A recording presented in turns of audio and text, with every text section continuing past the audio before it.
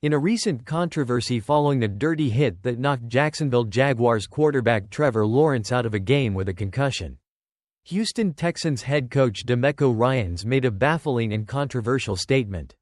Ryans, instead of condemning the dangerous hit by his linebacker Azeez Al-Shaair, shifted some of the blame onto Lawrence for allegedly taking advantage of the sliding rule, which he suggested had contributed to the late hit. Ryans argued that some quarterbacks, including Lawrence, intentionally delay their slides to gain extra yards, causing defenders to make split-second decisions that could lead to late hits.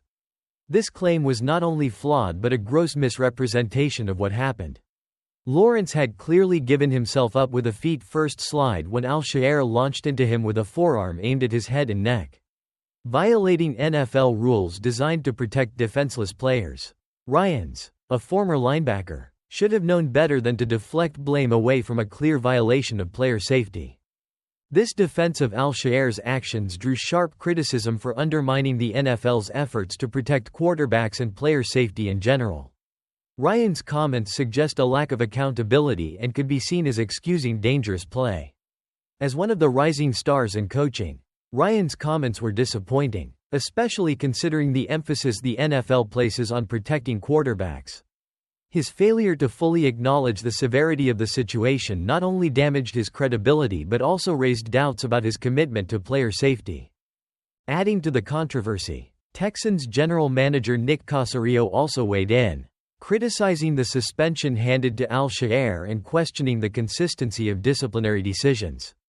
Caserio claimed that the NFL had been inconsistent in applying punishment for similar incidents, referencing previous suspensions for players like Kareem Jackson and Derwin James.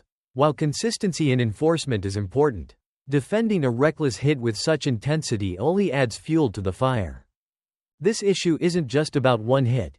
It's a reflection of a broader mindset in some parts of the NFL where player safety is secondary to defending your team or justifying questionable tactics.